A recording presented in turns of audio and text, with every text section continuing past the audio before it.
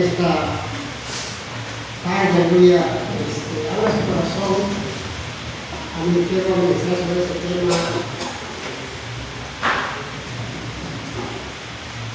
El que hace la voluntad de Dios permanece para siempre. Santiago estaba haciendo y Juan el Amado estaba haciendo unos análisis de una persona cuando está haciendo la voluntad de Dios. Ese es el que va a permanecer, o sea, ese es el que va a vivir para siempre. Amén, porque permanecer es eso, vida eterna. Entonces, el que se esfuerza, el que trata de hacer la voluntad de Dios, o trata de vivir como Dios quiere, ese va, aleluya, a vivir para siempre. Entonces, el que hace la voluntad de Dios es aquella persona que se esfuerza, es aquella persona que trata de vivir como a Dios le agrada, es aquella persona que él, pase lo que pase, él va a querer seguir a Dios. Él no tiene problemas de ninguna especie. Si está en prueba, él permanece en Dios. Si está muy gozoso, permanece en Dios. Él quiere hacer la voluntad de Dios, él quiere vivir como a Dios le agrada, no exactamente cuando está enfermo y entonces sí quiere servir a Dios, no, sino que en todo momento, en todo tiempo, esté bien, obedece a Dios, o no esté bien, sigue obedeciendo a Dios, que esté sano y también sigue, amén, tratando de hacer la voluntad de Dios. El Señor Jesucristo fue claro. Él mismo dijo, mire, mi comida es hacer la voluntad de mi Padre. O sea, él tenía un compromiso en la tierra que cumplir. Ese compromiso era venir a la tierra, dar la vida por todo el mundo y iba a ser crucificado por nosotros, los pecadores, y el tercer día resucitó de entre los muertos. Entonces, esa era su misión principal. Usted y yo, ¿cuál es nuestra misión? Yo creo, es servir a Dios. Yo creo que no hay cosa más hermosa que servir al Señor por gratitud, por lo que Él ha hecho en nuestras vidas. ¿Cómo vivíamos antes? ¿Quiénes éramos antes? Viciosos, andamos en el pecado, en la maldad, pero vino Jesucristo en nuestras vidas y Él nos rescató, nos dio vida nueva, nos restauró y ahora por eso estamos aquí, porque tenemos gratitud con Dios. Y eso, hermano, es cuando uno se inspira cada día por obedecer su palabra, por tratar de vivir como Jesucristo vivió en la tierra. Y eso, hermano, al final Dios nos va a dar vida eterna si permanecemos en su voluntad. El que hace la voluntad de Dios permanece para siempre. La palabra hacer es del griego poieo, que es hacer en el sentido de expresar con actos los pensamientos y sentimientos. Voluntad del griego telema significa objetivamente aquello de que se tiene voluntad, de la voluntad de Dios, buena y perfecta, aceptable. Dios del griego teos, palabra tomada por los judíos y posteriormente por los cristianos, denotando al Dios único heredero. Permanecer del griego meno, que se utiliza de lugar, reposar, permanecer, y metafóricamente haber permanecido de Dios, de Cristo. Vamos a entrar a ver nuestro texto base, que está en 1 de Juan, el amado. Vamos a dar inicio. Si usted no trae Biblia ahí, tenemos acá Biblia, y para que todos juntos poder leer las Escrituras. 1 de Juan 2:17. Amén, cuando lo tenga, digo un fuerte amén. 1 de Juan 2:17 dice de esta manera: y el mundo pasa y sus deseos, pero el que hace la voluntad de Dios permanece para siempre. Vamos a orar por la palabra de nuestro Dios en esta tarde, Padre. Te damos gracias, te pedimos que tú bendigas, Señor, tu palabra, que no vuelva vacía, Señor, que dé fruto en nuestros corazones, y así mismo tal vez los que puedan mirar o escuchar esta predicación puedan ser bendecidos también, que lo pedimos en el nombre de nuestro Señor Jesucristo, su fuerte. El mundo pasa, otra razón por la que el cristiano no debe de amar el sistema satánico del mundo en su carácter temporal. El mundo se encuentra en un proceso continuo de desintegración y se encamina de forma inexorable a la destrucción. El que hace la voluntad de Dios permanece para siempre, a diferencia del mundo temporal. La voluntad de Dios es permanente e inmutable. Los que siguen la voluntad de Dios son parte de su pueblo para siempre. Mientras Dios ofrece vida eterna a sus hijos, la era presente del mundo está condenada a perdición. Entonces aquí está diciendo Juan el amado, el culto y su deseo pasa. O sea, los que quieran, aleluya, vivir conforme el mundo, no vamos a poder, aleluya, poder salvarnos, porque el mundo, aleluya, atrae a las personas. Pero si somos absorbidos por el mundo, por la maldad, no nos vamos a salvar.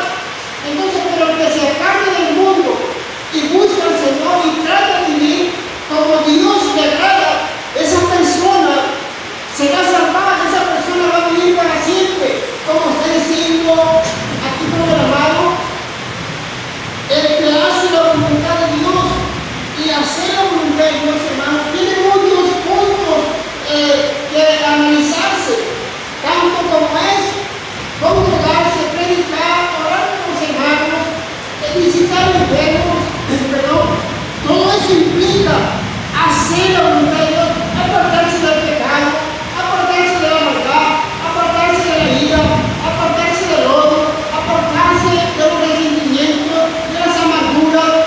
Todo eso es parte de hacer la voluntad de Dios. Si usted, aleluya, amén, está en ese proceso, qué bueno, porque Dios quiere en usted, conmigo, hacer una obra perfecta. Él quiere realmente tocar su vida. Él quiere realmente hacerlo nuevo, hacerlo diferente. Pero para ello, usted va a tomar esa decisión. Entonces, hermano, el que se esfuerza, el que quiere vivir en contra de la corriente de este mundo, es aquel que va a hacer la voluntad de Dios. Es aquel que se va a esforzar, perdón, es aquel que va a tratar de vivir como a Jesucristo le agrada. Entonces tendrá una recompensa al final del camino que será vida eterna. No es fácil, pero con la ayuda del Señor sí podemos seguir adelante. Vamos a seguir viendo la palabra. En 1 Juan 3:6 dice la bendita palabra de esta manera. Dice, todo aquel que permanece en él no peca. Todo aquel que peca no le ha visto, ni le ha conocido. Hijitos, nadie os engañe. El que hace justicia es justo, como él es justo. El que practica el pecado es el diablo, porque el diablo peca desde el principio. Para esto apareció el Hijo de Dios, para deshacer las obras del diablo. Mi hermano aquí está hablando, el que permanece, el que trata, el que quiera vivir o el que está haciendo su voluntad. Ese es el que sí ha visto a Dios en el aspecto de que no lo ha visto físicamente, pero lo conoce y sabe cómo es Dios. Un Dios celoso, un Dios bueno, un Dios santo, un Dios justo, un Dios que ama, un Dios que perdona. Dice, no le ha visto, porque los hijos de Dios, dice,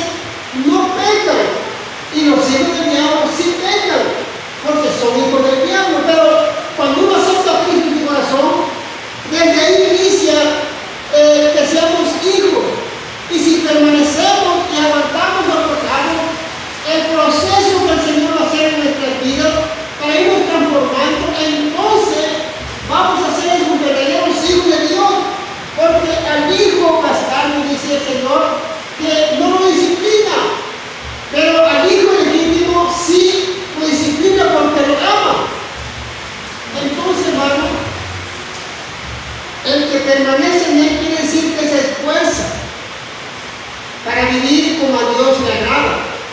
Deja el pecado, permanece en santidad, pero todo aquel que peca no le ha visto ni le ha conocido.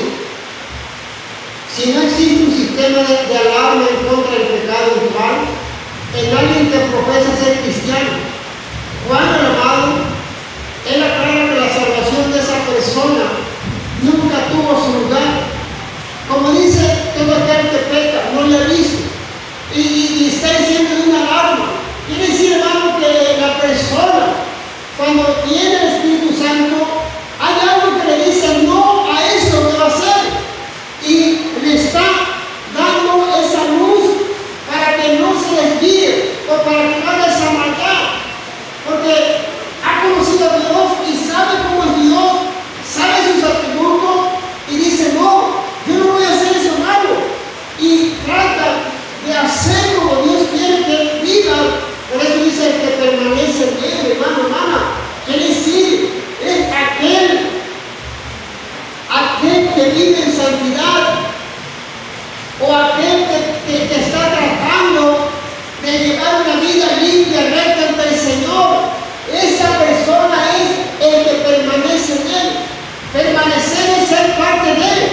Entonces nosotros, si permanecemos en Dios, quiere decir que tenemos una relación con Dios, una comunicación íntima con Dios, donde hablamos cada día y hay confianza con el Señor, nosotros con Él. ¿Por qué? Porque estamos en oración, hay entrega, hay sacrificio. Entonces, hermano, porque no podemos darnos ese lujo, amén, de agarrar nada más un texto que está fuera del contexto, como hay una parte que dice no hay hombre que no peque. Esa es una partecita nada más que pusieron ahí, pero se está refiriendo porque todos fallamos de otra manera, pero no está diciendo pecado por muerte.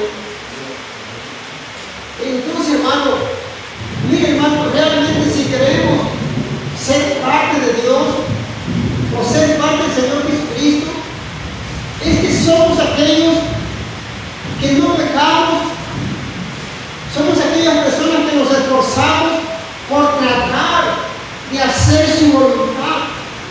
Y el enemigo que no nos da ventaja, el enemigo que no va a intentar en nuestras vidas y nos venga a decir que la carne es débil, y por eso tropezamos, y por eso caemos, porque la carne es muy débil. Pero el Señor dice que Él no nos dio un espíritu de cobardía, sino que nos dio un espíritu de poder, de dominio propio, que usted puede dominar, amén, esas inquietudes en su cuerpo, porque usted tiene el Espíritu Santo. No importa que va a correr.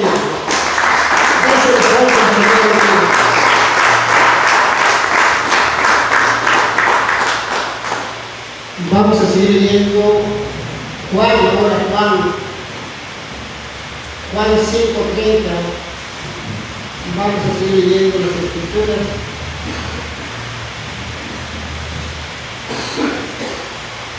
Juan 5:30, ya lo tiene. Dice la bendita palabra de esta manera: no puedo yo hacer nada por mí mismo, según oigo así juzgo, y mi juicio es justo, porque no busco mi voluntad, sino la voluntad del que me dio, la del Padre.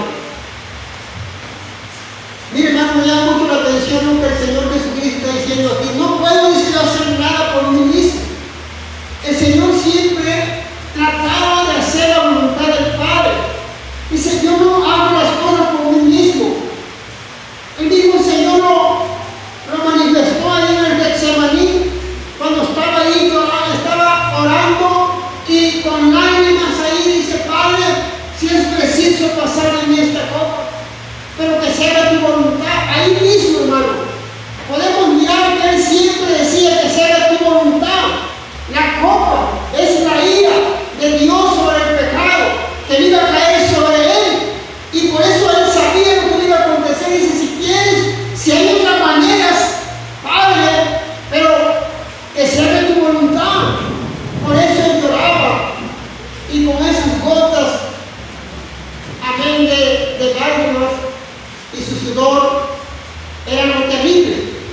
Pero Él dice, Padre, que se haga tu voluntad, así aquí.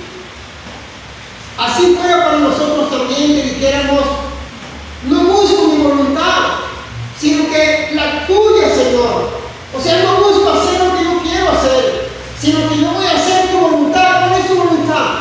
Su voluntad de Él es que le amemos a Él sobre todas las cosas. Y dice, yo no busco mi voluntad, sino la de mi Padre. ¿Se imagina si eso así fuera? Hermano, estaríamos dispuestos a obedecerle, estaríamos dispuestos a servirle, estaríamos dispuestos a vivir para Dios. Pero muchas veces, amén, no es así. Amén, si está escuchando, porque a veces buscamos nuestra propia voluntad y no la voluntad de nuestro Padre Celestial.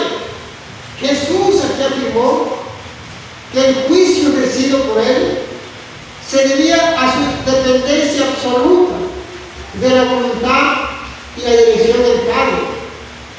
Así nosotros no podemos hacer nada por nosotros mismos, sino que primero Dios en toda nuestra vida. ¿Se imagina, hermano? Él mismo, Señor, nos pone ese ejemplo. Dice, no puedo hacer nada por mí mismo. O sea, Él, cada cosa que hacía, Él pedía dirección al Padre. Cualquier cosa que Él hacía, estaba en oración, pidiendo, Padre, es tu voluntad hacer esto. Y Dios, el Padre, le decía lo que tenía que hacer. Así es, hermano. Así nosotros también tenemos que hacer esto. Señor, yo quiero hacer tu voluntad antes que la mía. Como dice la Escritura, el que quiera venir en pos de mí, niéguese a sí mismo, tome su cruz y sígame. Quiere decir, hermano, en medio de los problemas, en medio de las dificultades, usted va a seguir adelante o sirviendo al Señor. No por cualquier cosilla darle la espalda al Señor, sino permanecer haciendo a su voluntad. Vamos a seguir leyendo Juan 15 del 4 al 6. Dice la palabra de Dios de esta manera, Juan 15 del 4 al 6. ¿Ya lo tiene? Amén. Dice así de esta manera la palabra de Dios: permaneced en mí y yo en vosotros. Como el pámpano no puede llevar fruto por sí mismo si no permanece en la vid, así tampoco vosotros, si no permanecéis en mí. Yo soy la vid, vosotros los pámpanos. El que permanece en mí, yo en él, este lleva mucho fruto, porque separados de mí nada podéis hacer. El que en mí no permanece será echado fuera como pámpano y se secará, y lo recogen y los echan en el fuego y arden. Aquí es claro lo que está hablando el Señor: permanecer en mí y yo en ustedes como el pámpano. El pámpano son esas ramas verdes de la vid, de la uva. No pueden esas ramas por sí mismas dar vida. Necesitan estar agarradas de la vid o del tronco del árbol de la vid para que tenga vida. Entonces, hermanos, si esas ramas se desgarran o se quitan, se van a secar y no van a llevar fruto. Entonces, hermano, quiere decir que usted y yo vamos a estar agarrando a Cristo, obedeciendo al Señor, haciendo su voluntad para poder llevar fruto. Porque si estamos despegados del Señor, no podemos llevar fruto, porque el fruto es a través de la entrega, a través de nuestra vida en el Señor. Dice, permanecer en mí y yo en vosotros. Quiere decir, hermano, que usted y yo vamos a tratar de vivir la palabra de Dios, vamos a tratar de hacer su voluntad, de sus mandamientos, cumplir sus preceptos, para que de esa manera poder tener la esperanza de la vida eterna. No podemos decir yo tengo vida eterna y no estamos agarrados del Señor. No podemos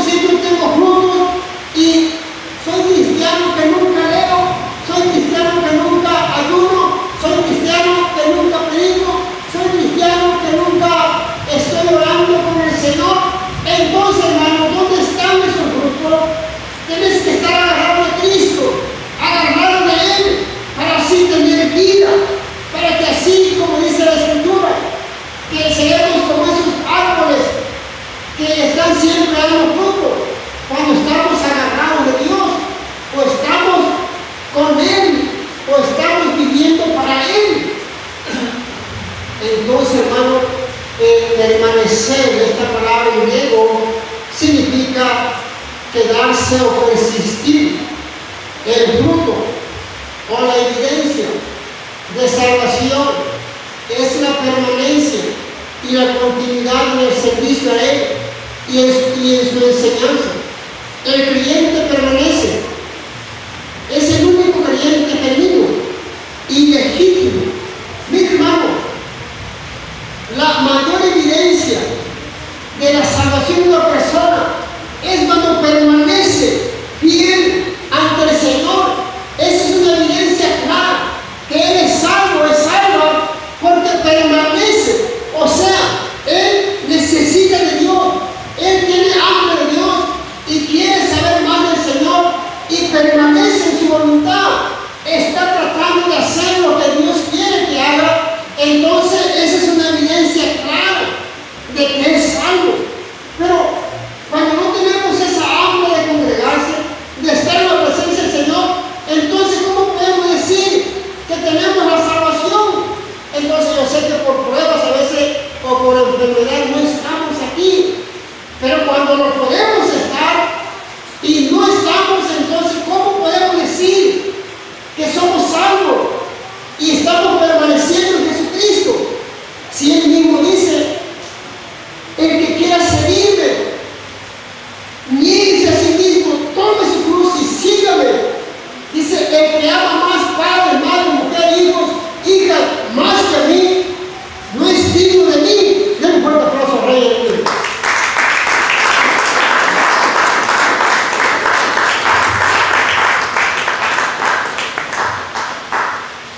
Así es, hermano, permanecer nos va a costar lágrimas a veces por las luchas y dificultades que traemos, pero ahí está, ahí llegamos para adorar el nombre del Señor.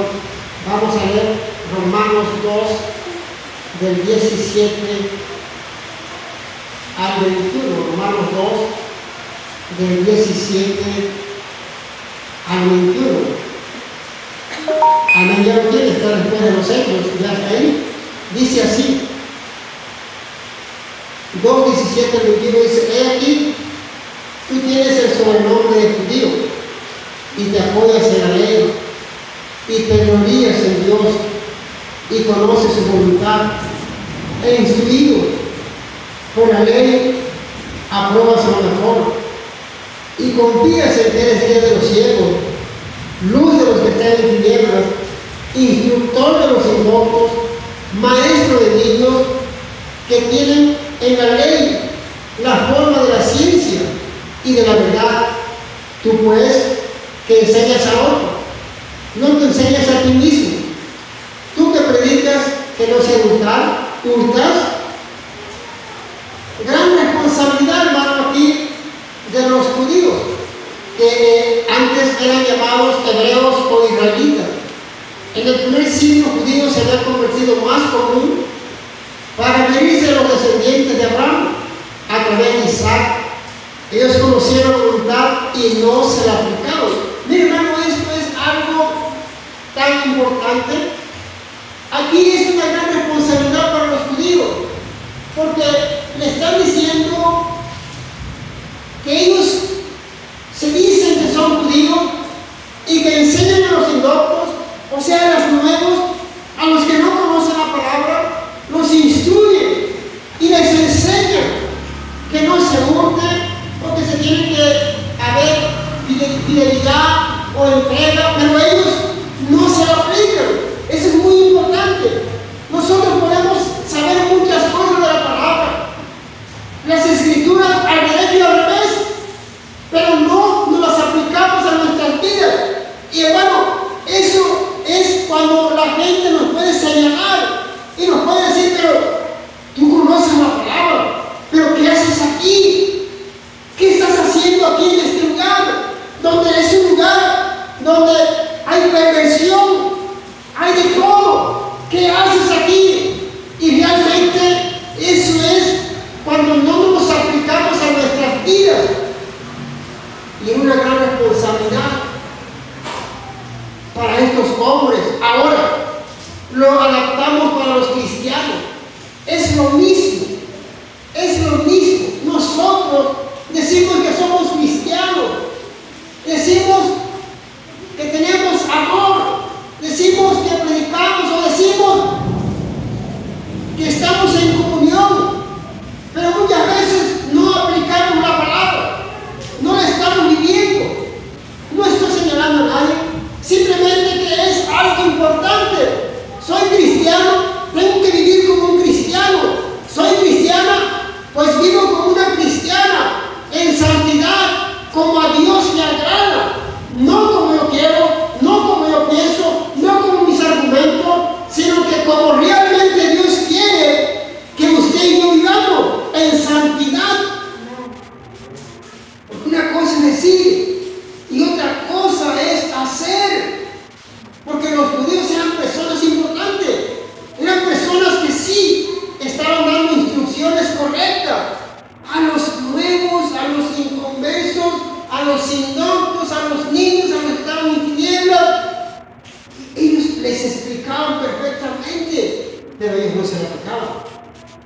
Porque una cosa es dar consejo y otra cosa es que uno lo viva. Hermano, es importante esto.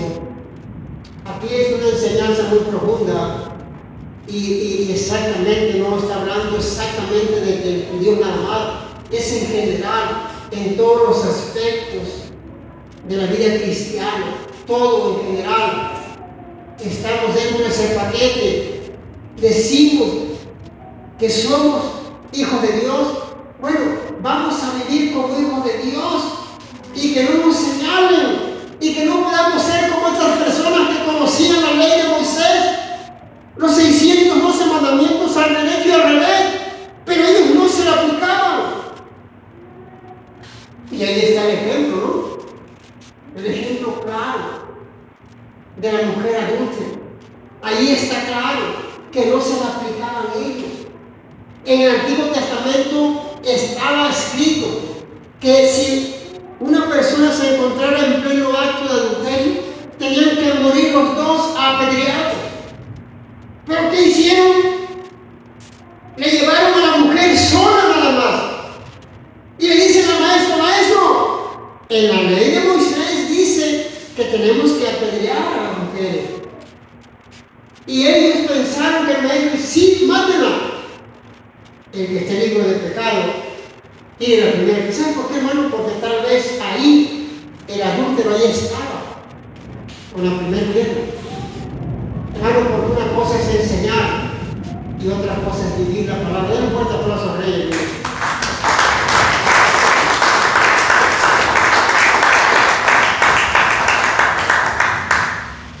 Romanos 12:2, vamos a seguir leyendo la palabra de nuestro Dios. Romanos 12:2 dice la palabra de esta manera: no os conforméis a este siglo, sino transformaos por medio de la renovación de vuestro entendimiento, para que comprobéis cuál sea la buena voluntad de Dios, agradable y perfecta. El pastor Vidal tocó algunos puntos de esto, de la voluntad de Dios, que es agradable y perfecta. Dice, no os conforméis. Quiere decir, o se refiere a subir una expresión externa que no refleja lo que de verdad está en el interior, como una especie de máscara. Este siglo se puede traducir mundo o era. Se refiere al sistema predominante de creencias y valores en cualquier época de la historia humana. Transformados, la palabra griega que corresponde al término metamorfosis, connota un cambio en la apariencia externa. Renovados de vuestro entendimiento. Esto solo el Espíritu Santo lo puede hacer.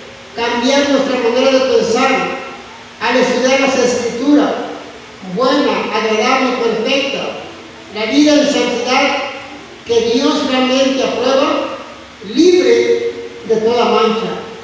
No os conforméis, dice este siglo, no os conforméis a este mundo, a la era. Dice, mejor que tu mente sea renovada, que tu mente no esté contaminada, que tu mente esté santificada. No te dejes llevar amén, por las cosas de este mundo. No te dejes llevar por los encantos de este mundo. Mejor, dice, renovaos tu mente, renovaos tu corazón, porque Dios quiere cambios en nuestras vidas.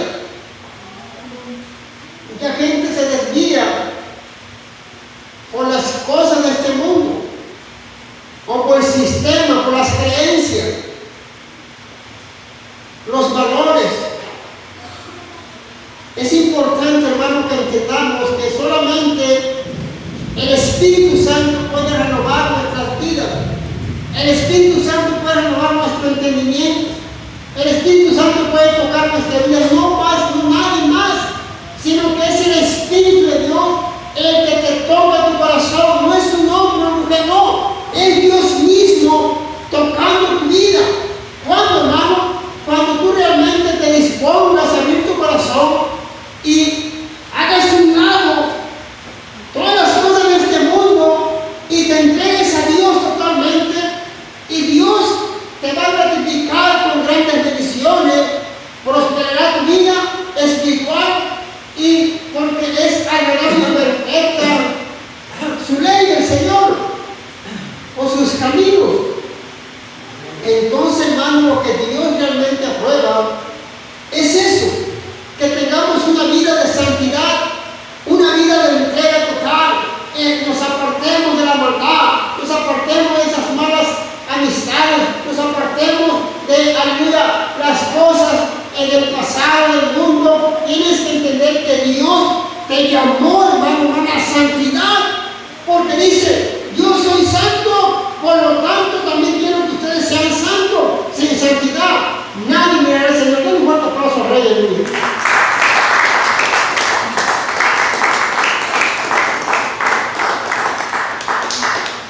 Amén. Ya por último vamos a leer Colosenses 4:2.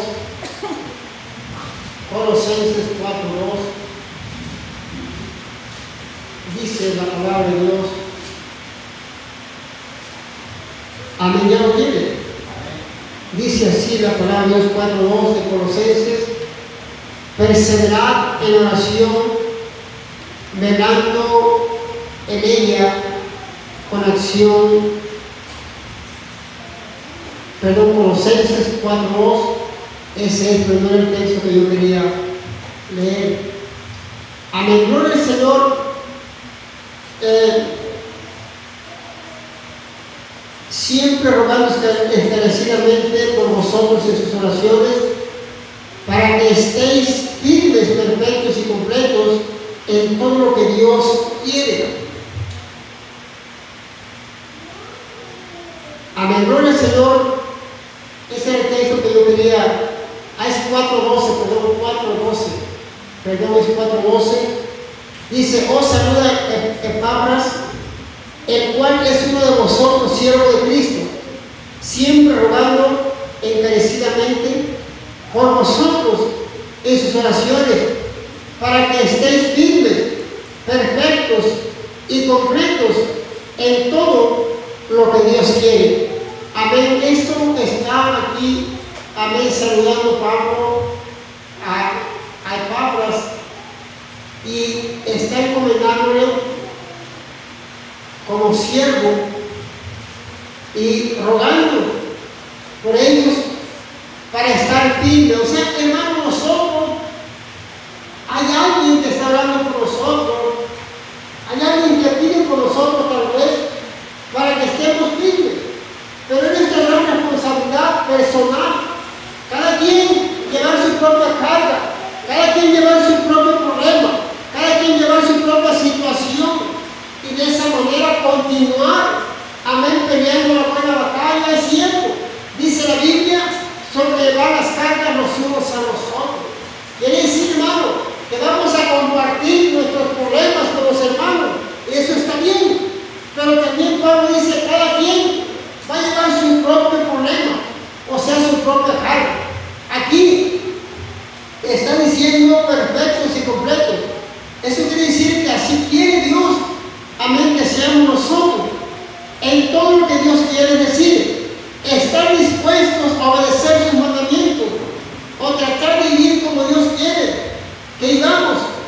y estar firme cada día, haciendo la voluntad de Dios.